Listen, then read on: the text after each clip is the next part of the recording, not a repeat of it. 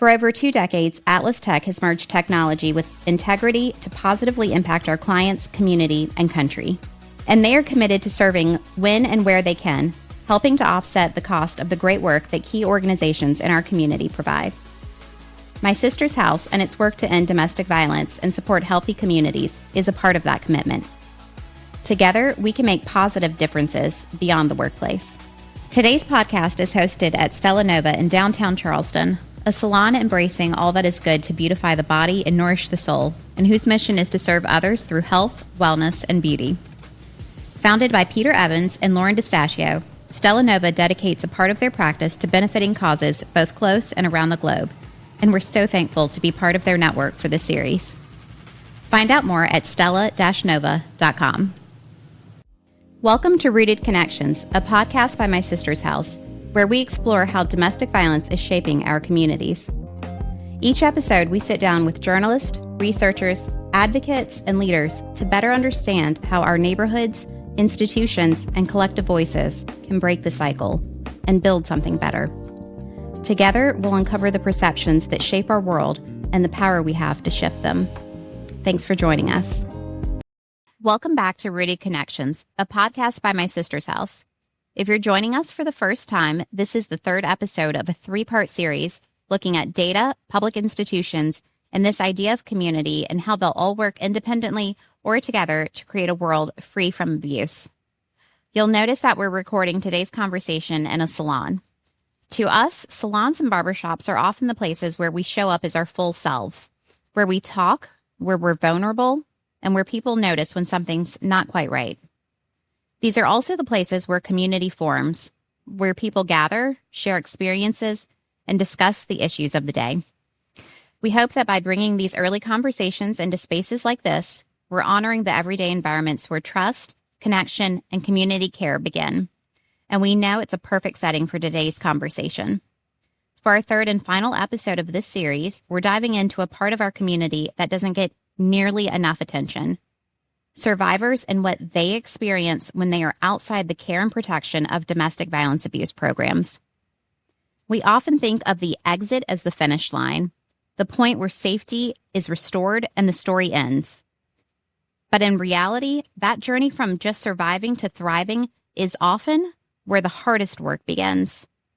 Not only are survivors rebuilding, reconnecting, and reimagining life on the other side of the crisis, they're also navigating a general public that is still evolving in how they understand domestic violence. To help us understand what life looks like beyond the exit, we're joined by 2 incredible guests who bring both data and deep compassion to this work.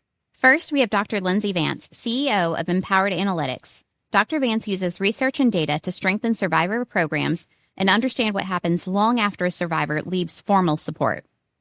She was also the lead on our Client Needs Assessment, a tool we use to understand what clients experience and need after receiving crisis care. And joining us as well is Mackenzie Logan. With a master's degree in clinical counseling from the Citadel, Mackenzie is a practicing LPCA. She currently serves as a clinical therapist with My Sister's House and uses a goals-driven, collaborative, and empowering approach with each client. She brings a wealth of new experience and a zeal to drive lasting change to this role, advocating not only for her clients' needs, but also for a larger and coordinated approach to overall client care. Thank you both so much for being here. Let's jump in. Thank you for having us. Okay. When we talk about domestic violence programs, so much of the focus is on getting someone to safety, but what happens next is just as critical. From your perspective, what does life beyond the exit really look like? That's a great question. And I think that the answer to that question is varied. And I think that it is not, there's no one-time answer or linear answer to that, because ultimately when people exit domestic violence programs, My Sister's House specifically, but I would say this is true more generally as well, when they exit your services, they are not exiting to a point where things have been resolved, they have all the resources they need, they can move on and just sort of get on with life. When they exit your program, they've done so sort of addressing those most immediate needs and barriers. And so the work really starts for them once they exit. It's that work of figuring out how to rebuild their life, where to live, how to take care of their kids, how to take care of themselves.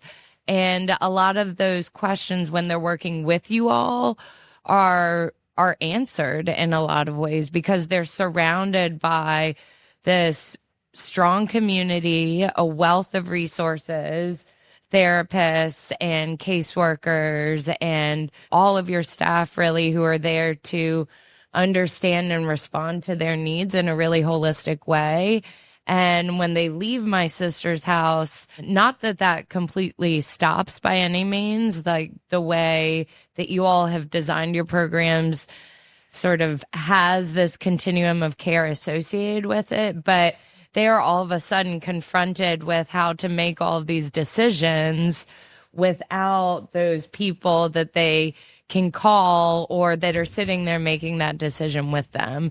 And so really, yeah, they just face a whole host of challenges once they leave. And the other thing I want to say about that I think is really important to know is it depends a lot on who the person is and what their experience was before coming to my sister's house, what their cultural background is, what their identity is, what their income level looks like, the nature of their abuse. All of that really shapes how they're exiting my sister's house because they're not exiting with those things gone. They're still carrying their identity and their beliefs and their social network or lack thereof with them as they leave. And so I think that's why I say, you know, what I said to start off the question is it's really varied and they're leaving, they're succeeding, you know, they get out and they have all these resources and then they face a set of challenges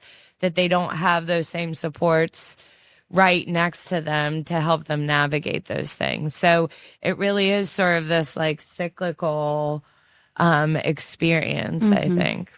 Yeah, there's so many threads we're going to be able to pull on here. I think the challenge is going to be focusing on a few of them because this conversation right here could be 3 separate podcasts by itself. But you said a really key word, linear. So I think a lot of people think that healing is linear. Oh, somebody's in this situation. They're going to reach out to a domestic violence program. They're going to leave the abuser. Okay, now they only have to do A, B, C, and D, and their life is on track. What we know from the data and from what we hear from our clients is that healing is not linear. It does not go in a straight line. It is not easy for us to predict everything that's going to happen. It would make our jobs a lot easier, I'm sure, Mackenzie. But from somebody who is talking with survivors every day, you get to see that part when they may still be in the relationship, when they're out of the relationship. What does that perspective look like for you? I mean, I think it's a lot of what Dr. Vance said, 100%.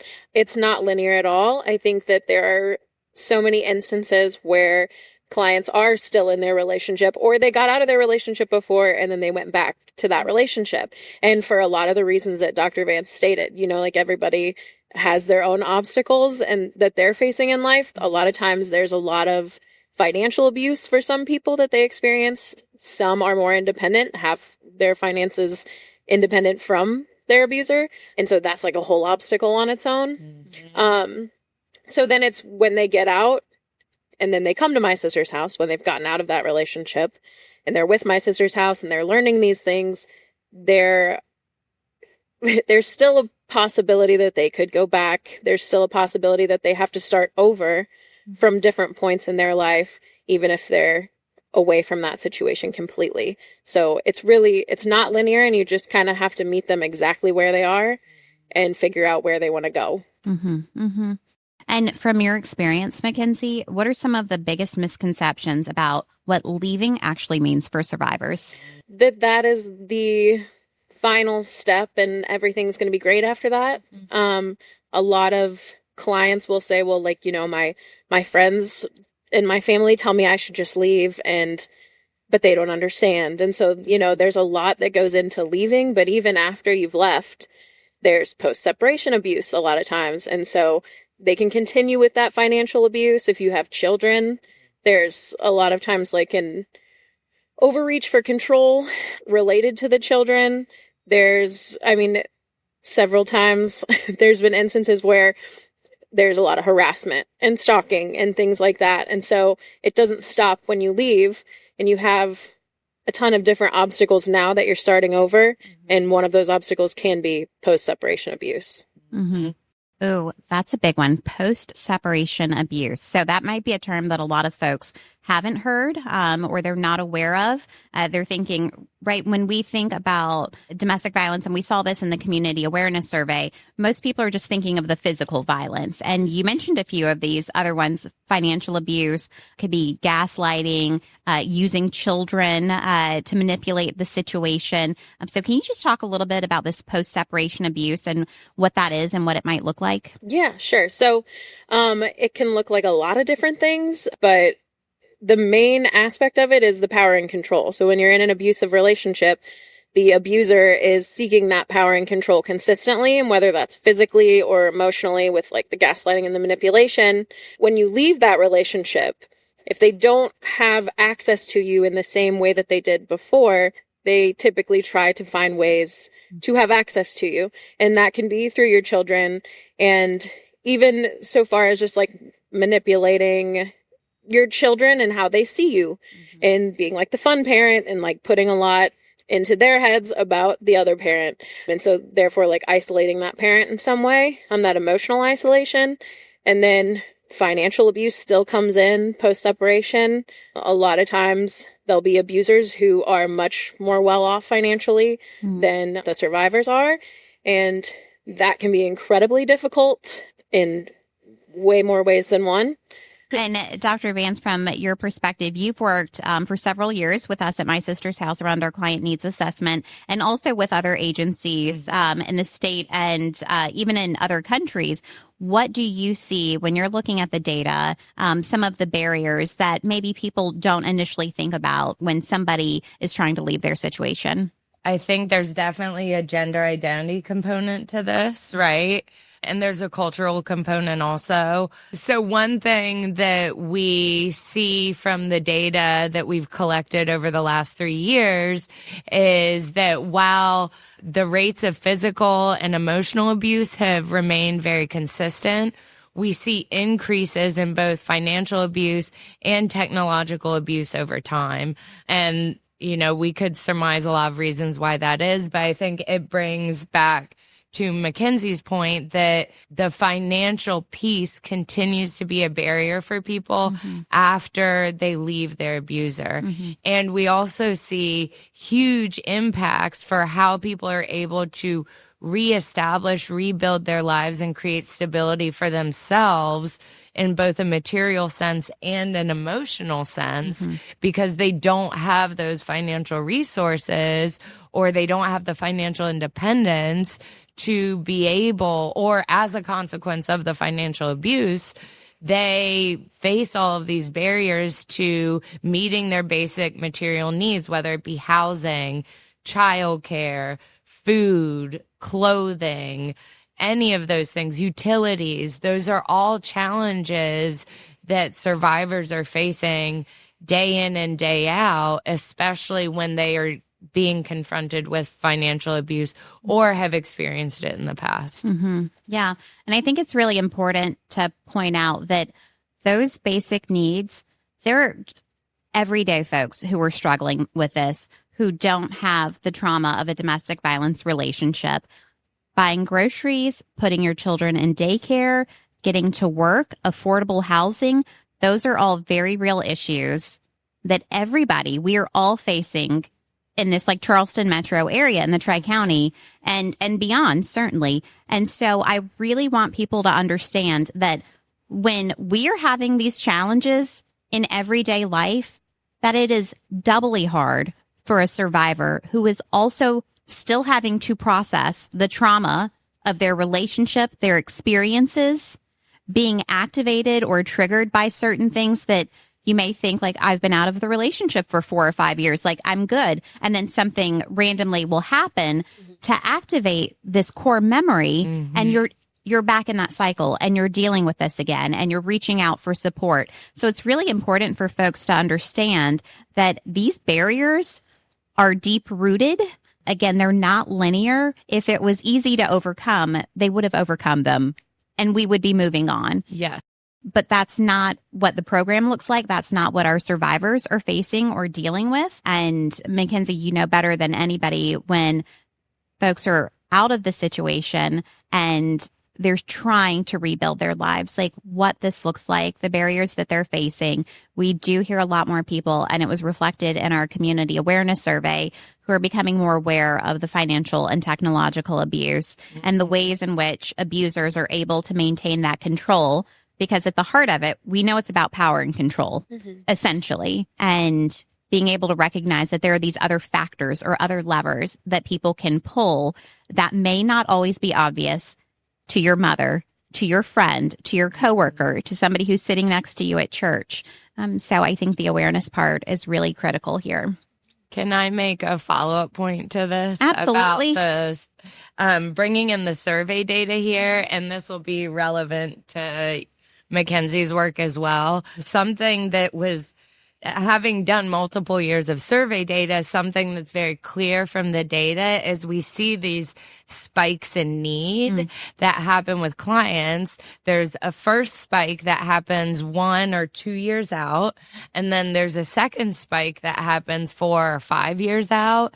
And both of those times, one of the top needs when clients are struggling is need for therapy and emotional support. And so I think this all comes back to this idea that it's not linear and that we can't assume that because a client has been out of this relationship for 3 years, that to your point, they won't get triggered again. They won't have to revisit something in therapy or uncover something that wasn't addressed before that can realistically be very debilitating for anyone, much less somebody who's struggling with these other barriers, whether it be finances, finding a job, establishing a new social group because you had to leave your old one, any of those things. Yeah. We've talked a lot in the other 2 episodes about the culture of our community and how that plays a factor and the shame and stigma that survivors experience, why it is so difficult also to leave the relationship and how we play a part in that. So in the previous episodes, like I said, we did talk a lot about how public institutions and data can shape public perceptions with the belief that an informed public will always be in the best position to make change. I believe survivors should also be part of this conversation because they're part of the public. So with this idea of an empowered public, how can we bridge research, the continuum of care, and the shared lived experiences of survivors to continue to shift perceptions and help close the gaps that may be left by public institutions? Ooh, I have strong thoughts on this one. Go ahead. Let's hear those strong. I think one of the biggest statistics that I don't think it'll ever lose my head or leave my head since doing the needs assessment is of clients who sought support from somewhere other than my sister's house, 40% of those clients did not get the support they needed. And so I bring this up because I think it's really important when we think about our public institutions and their roles in responding to and supporting victims of domestic violence, both in the immediate when they're experiencing it and then afterwards also, because these individuals who have experienced domestic violence are not receiving the support that they need from those institutions like the police department, hospitals, you name it, the justice system. It really has an impact on their trust in institutions generally, to the point where it creates barriers for some individuals to even reach out to my sister's house because they feel a lack of trust, and they also feel a sense of shame and stigma for not receiving the support that they sought or the help that they thought a particular institution could provide to them. And so it creates this feedback loop where survivors are both less inclined to seek support. And also because survivors are not seeking that support, the institutions themselves are less prepared to be able to respond effectively to them. And so there really has to be sort of this back and forth and this working relationship, bringing survivors into the conversation a lot more so that people really understand what challenges they're facing and even just thinking about calling whoever it might be. Yeah. There's a lot of fear that comes with a lack of information. And so not having that knowledge and not having that support system in general can make things really, really difficult. And I think ultimately, like when they're coming in, they're not having these systems of support. So it's like they're not having a lot of family members or friends that they're close to because they've been so isolated. And a lot of times when you're isolated, you don't get out much and you don't go to these places to get this information. So even if the resources are there, they're potentially not receiving them. Mackenzie, I'd like to ask you a follow-up question because I think you said something that's really critical to understand, that domestic violence survivors have been isolated. And so we have spoken a lot about where the resources are, where they aren't, because we know that this continuum that we're part of is stressed. And so it can be really difficult when survivors are reaching out for help and resources are limited or access to resources is limited, and their response to that, they're going to lose trust in the system. They're going to stop asking for help at some point, but they have been isolated. So they may not even know or have access to the resources that do exist. And I think that's really important to point out. And then I love what you just said about needing to build and work on that human connection. So they've been isolated, and so much of what you guys do and what we have to do is to rebuild that trust, especially around the human connection, because it's been lacking. I imagine, I'm not a therapist. I don't have the skill set for that. And I think it's really incredible what you guys do every day. I imagine that must be incredibly difficult for survivors. I always try and encourage folks when I do meet them in the public and they share to try a support group at first, because it's really intimidating thinking about sharing your story with somebody who's brand new. So I'm always encouraging, just try one of the support groups so you can hear from other people, and it will affirm that you're not in this situation alone, that like what you're experiencing is real and it's happening to other folks, and they can get comfortable. But can you just talk a little bit about what it's like or the challenges for survivors to have to rebuild that human connection? Yeah, well, I mean, it's incredibly challenging, and they have a hard time opening up. And I think that where I tend to start, obviously, is from like an individual point of view. And so just like meeting them where they're at, wherever that is.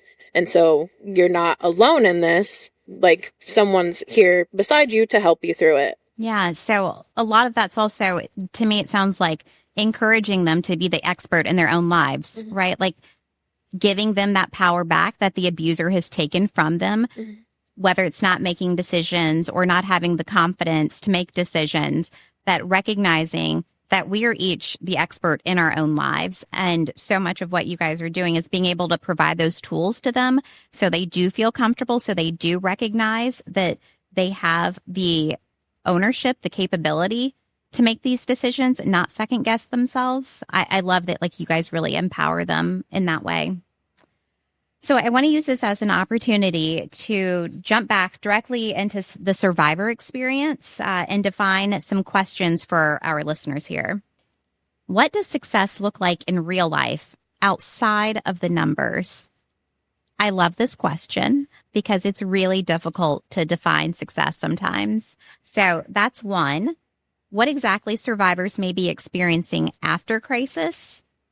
And the third question, If shifting perceptions is just as crucial to a survivor's journey as direct care, what role do some of our most trusted institutions play in paving the way? We'll start with you, Mackenzie.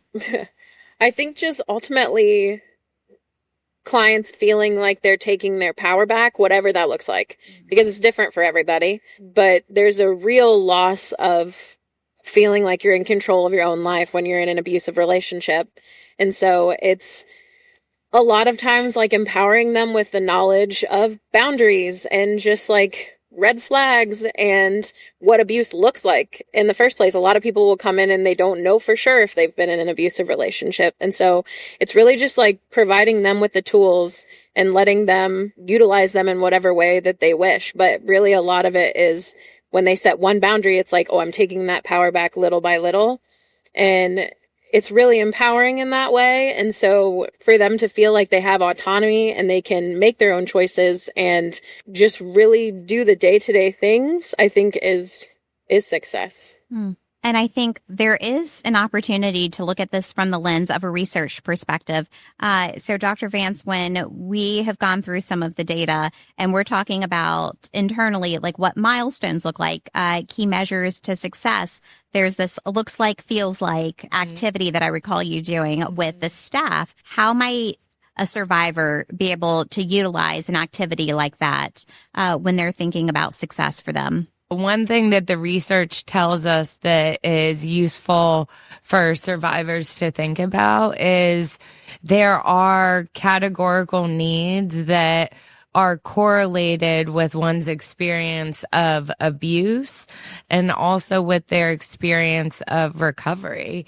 And so I think from a survivor's lens, it is important to go through those categories of needs and ask yourself, what does it look like and feel like to me when these are met? So whether that is housing or social connections, which is a huge one that is validated by the data. That's one of the sort of slowest areas to really see impact in for survivors, because there is such an involved process of relearning themselves and relearning their orientation to the world in order to be able to build those relationships and moving out of that isolation, all of those things. So I think that, yeah, it's really important for survivors to ask themselves, what does success look like for my kids? Mm-hmm. What does it look like and feel like? What does it look like for me in terms of these different categories of needs? Health, emotional well-being, physical safety, relationships, and then objective things like housing and employment and financial security, all of that. Mm-hmm. Because again, it looks different to every person, and it's going to be significantly shaped by where you started. Mm-hmm. Therapy question, Mackenzie. For our listeners out there, is it okay to grieve the loss of your domestic violence relationship? Oh, yes, absolutely. Yeah. I talk to clients about this all the time. There's a lot of, you can grieve everything about it. Ultimately, you can grieve the person at one point or another, maybe even still now. You are in love with them or you had a lot of love for them. You can grieve the life that you thought you were going to be living. You can grieve the life that you had. There's just so many instances of that grief, and it still makes everything valid. It doesn't take away from the abuse that you experienced to still feel love for that person to some extent. It's completely valid. Yeah, I'm glad you said that, because we hear that a lot. And I know that's a really hard dichotomy for some other folks who aren't maybe in tune or familiar or have had experiences with somebody in their life who's been in a domestic violence relationship. So when we're thinking and talking about these community perceptions, it's okay for survivors to know that they can grieve the relationship and all of those things that you just mentioned. And for the support system, for the community, to be aware that these things are going to happen. And like you just said, it doesn't invalidate the abuse and those experiences. But those two things can coexist at the same time. Dr. Vance, the client needs assessment looks closely at what happens after survivors exit programs. What needs or challenges come up most often during that transition?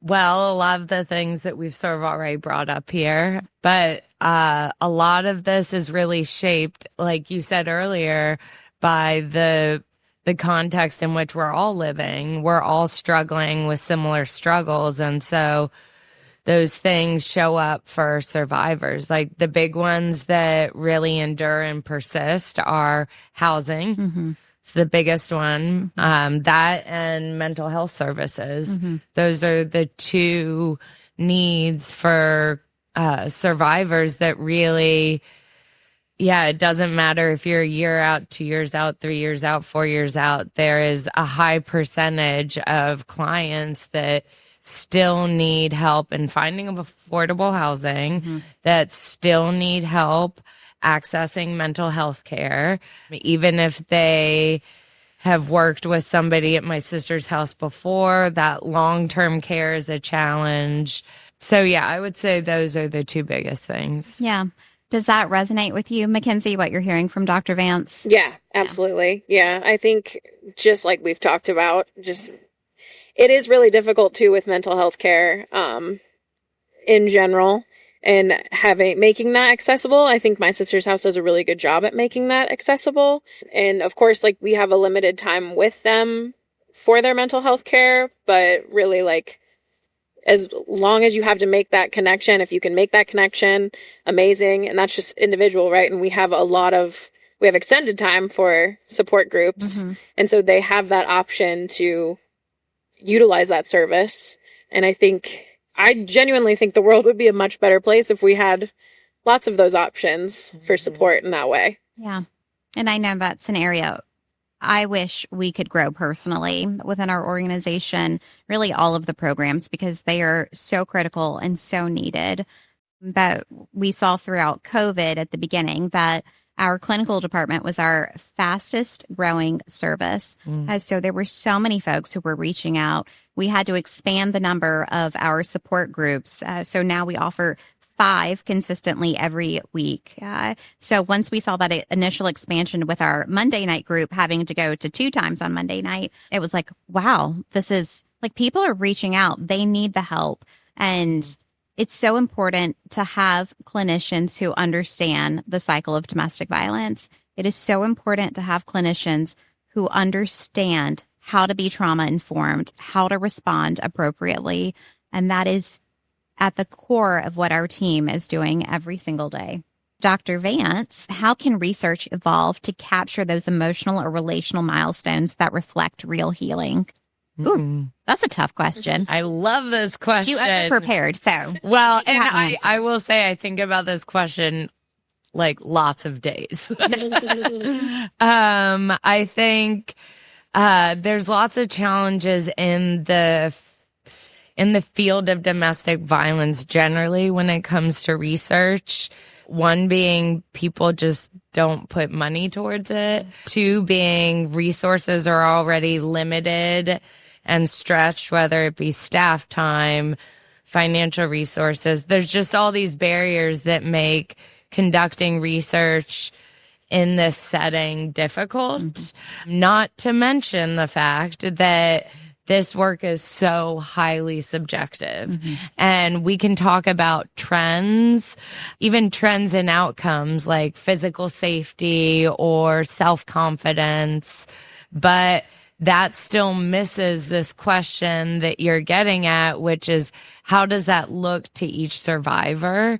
And so really, I think the best research on this is as much quantitative as it is qualitative, and it brings the numbers together with those survivor stories. So it goes one step beyond saying, oh, our survivors feel physically safe, to asking, or what rate of survivors feel physically safe, to asking them, what does that look like and feel like to you? Mm-hmm.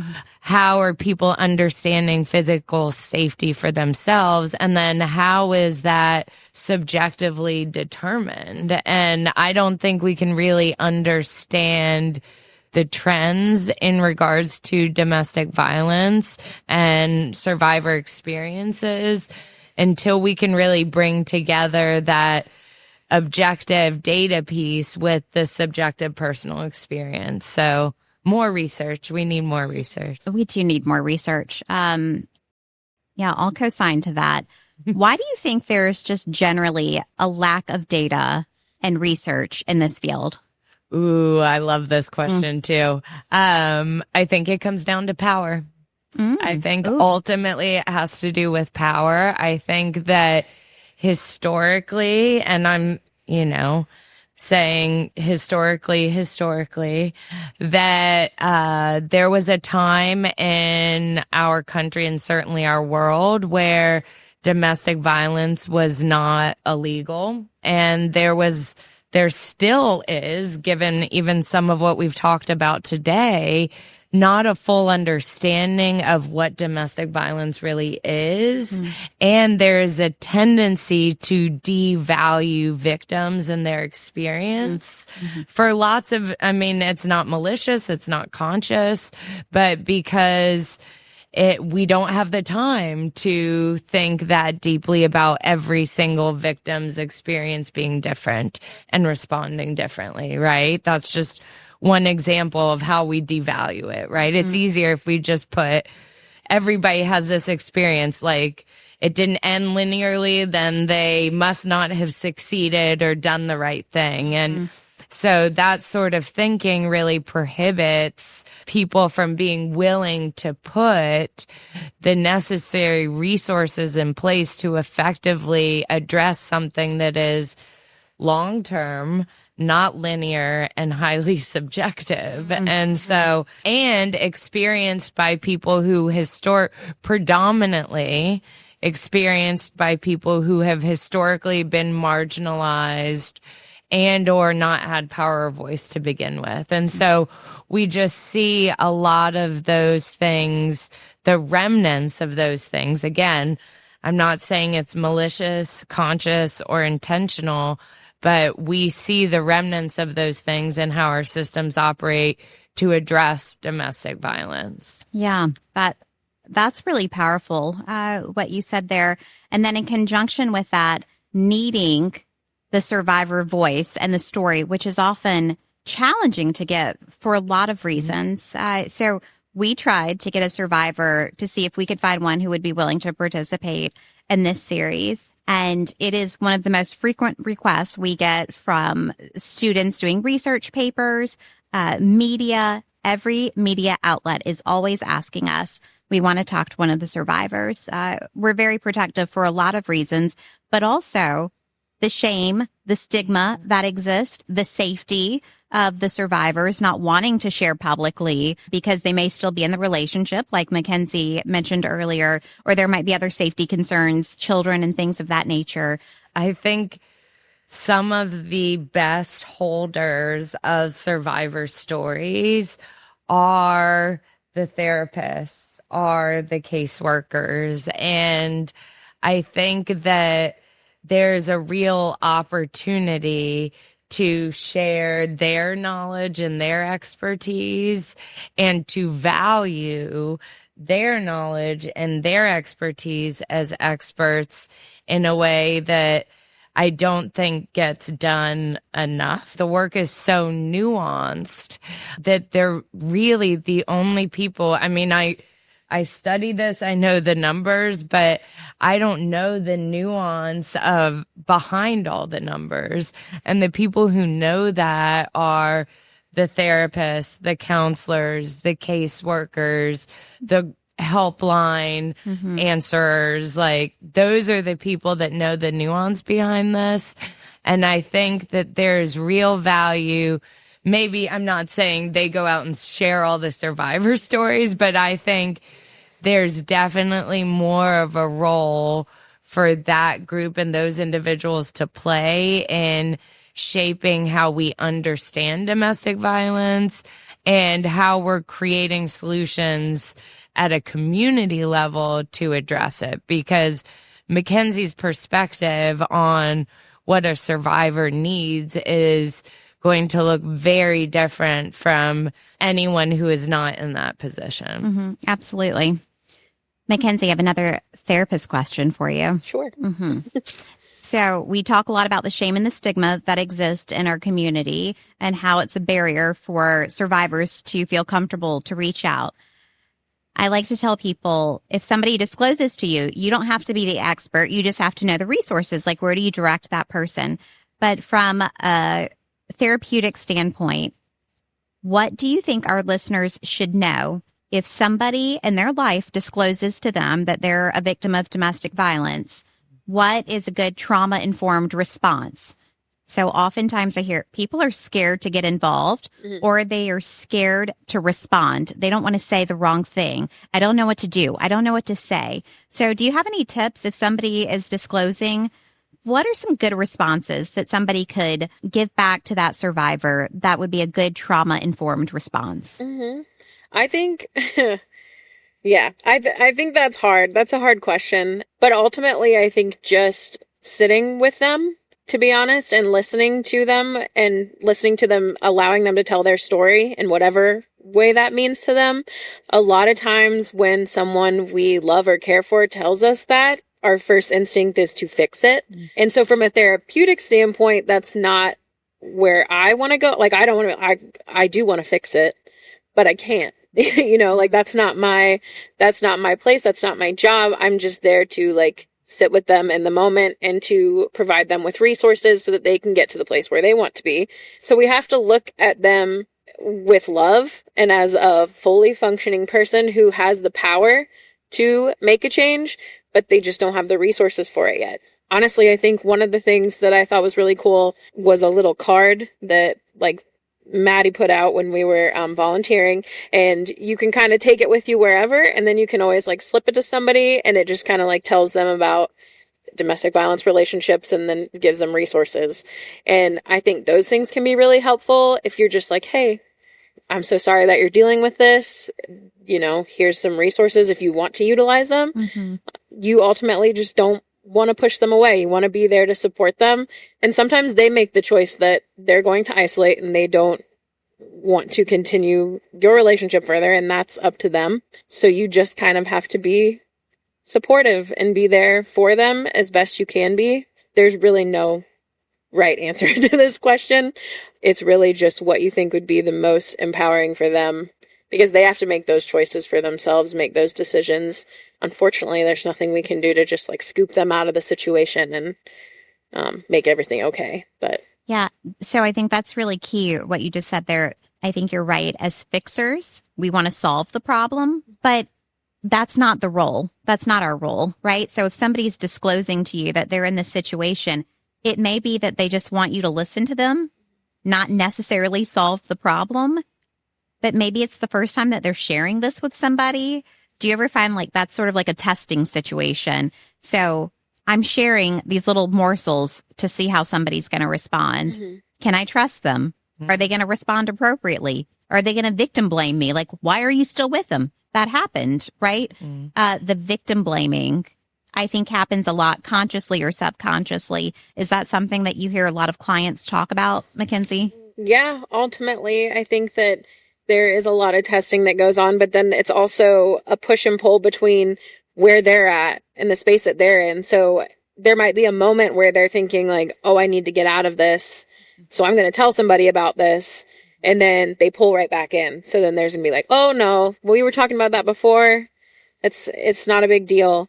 So I think it's really difficult. But I also think, and you can use this for anything, not just domestic violence, but when someone tells you something that you register as being very intense or anything like that, you can always say, do you want my opinion on fixing it? Like, do you want help fixing it, or do you want me to listen? And I think that works in in relationships and friendships, like anything. When someone comes to you and tells you something, sometimes they just want somebody to listen, and sometimes they do want resources and want to be able to fix it. So if you don't know, you can always ask, and they will likely tell you.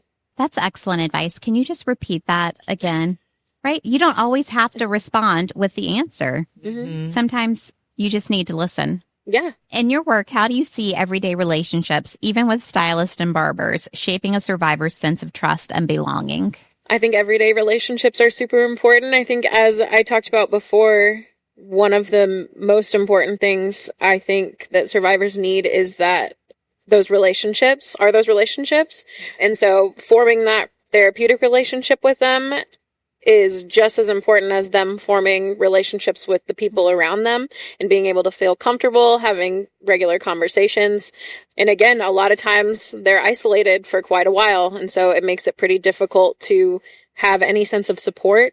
And so in whatever ways and whatever places they can receive extra support, I think that's incredibly important. So we all have a role to play in what happens beyond the exit. What's the one thing you wish every listener understood about domestic violence and how much public perceptions impact what life after the program really looks like? Mackenzie? I wish everyone understood that domestic violence is a lot more than what you think it is, I guess. Like we talked about before, a lot of times when people think about domestic violence, they think about the physical abuse. People don't tend to think about the emotional abuse or the financial abuse. They really don't think about post-separation abuse. Everyone kind of thinks it ends when the relationship ends and they're all good to go. I do think it's important as well, like we've been talking about, to recognize that there are so many obstacles that people face when they do come out of that relationship. I think in terms of public perception, I'll just say something that is very important to me for people to understand about domestic violence. This doesn't just apply to domestic violence, but we certainly know it to be very true, is that the barriers that survivors face are systemic and interconnected, and they frequently exist at the community level. And it frequently has nothing to do with the abuse directly. So I'm thinking about housing, for example, or livable wages, or access to mental health care providers, or childcare opportunities. Again, I think those are obstacles that, you know, we as society have to wrestle with consistently. But I think it's important to understand, for the case of survivors of domestic violence, that if we can address one of those things, we've all of a sudden made it a lot easier for that survivor to be able to overcome one of many, many barriers that they're facing regularly in regards to really recovering and creating a stable, fulfilling life for themselves. And I think it's really easy, I will just say for me, and I'm sure others, living wherever we live, we think regularly about the reality where we live. And in Metro Charleston area, it is not representative of most of our state at all. And to your point, if you go 20 minutes outside of Metro Charleston, they're certainly not a wealth of healthcare providers, much less mental health care. And there's no access to public transportation. Yes. So those sort of infrastructure barriers are really, really important for individuals across our state, and for many individuals here in our community, that it's easy to forget how many people in this very large area, this very large parts, very large rural parts of our geographic area, that don't have anywhere near the resources that we see every day as people that live in Charleston. And I think all of that can kind of be tied back to the second part of that question with like the public's perception and how that impacts them and like the trajectory of their success afterward. I think that the public's perception impacts everything, right? Like if we're looking at this in a more shameful way, and again, like they need to be the perfect victim, like this has to be the perfect situation, or like they're not worthy, because of the stigma that is tied to it, really impacts what resources are and are not available. And finally, what gives you hope? What moments, people, or patterns remind you that progress and healing are possible? Lindsay? I think just I don't have specific data to back this up, but I do see, certainly in our social media and just in our culture generally, there is more recognition at the individual level about what relational dynamics are healthy and what aren't. And I think there's also an increasing awareness at the societal level about those same things. And I think there's a movement towards really recognizing that this problem of domestic violence is one that we are all, if we aren't experiencing it, we maybe are close to it, or we're able to recognize it when we see it in a way that we haven't been able to at other times in history, and at a broad level that hasn't existed before. So I really think all change, all like significant cultural change and social change comes from just a change in discourse.